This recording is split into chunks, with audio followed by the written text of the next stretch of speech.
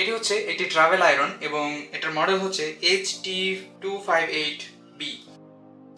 তো চলুন আমরা এটা আনবক্স করে দেখি এটার মধ্যে আমরা কি কি পাচ্ছি।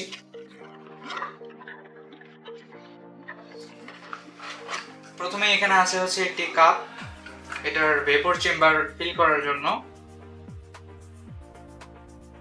এই হচ্ছে আমাদের আয়রন মেশিন এবং ভিতরে আছে একটা ইনস্ট্রাকশন ম্যানুয়াল। আমরা এগুলো সাইড করে রাখতেছি।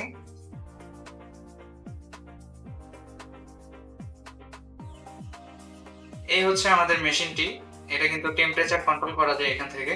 এখানে লাইট ইন্ডিকেটর আছে এটার পাওয়ার দেখার জন্য। এই হচ্ছে আমাদের প্লেট এবং এখান থেকেই মূলত আমাদের স্টিম বের হবে।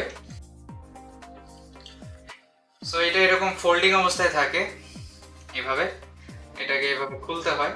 খুললে এটা কিন্তু এখানে লক হয়ে যায়, ঠিক আছে। সো আবার ফোল্ডিং করতে হলে এখানে একটা পুশ বাটন আছে। সো আমি এই বাটনটা ক্লিক করলে এটা যে লক হয়ে গেল। আবার খুলতে চাইলে এই যে আমি খুলে ফেললাম।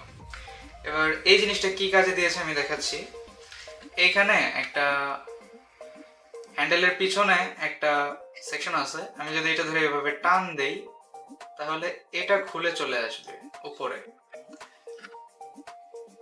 এবং এটার এইখানে একটা টিউব আছে, এই টিউবের মধ্যে এখানে লেখা আছে ম্যাক্স। এই ম্যাক্স পরিমাণ পানি এটার মধ্যে দিতে হবে, তাহলেই ওটা ভেপর হয়ে বের হতে পারবে বা স্টিম হয়ে বের হতে পারবে। তো স্টিম কিন্তু সবসময় বের হবে না, এখানে ছিদ্র দেওয়া আছে, ভাববেন না যে দিলাম আর রেখে দিতে পড়ে যাবে, এরকম না। এটার স্টিম বের করার জন্য এইখানে একটা পুশ বাটন আছে। সো এইটা যখন আমরা পুশ করব তখনই এদিক থেকে আমাদের আয়রন করার সময় এই স্টিমটা বের হবে।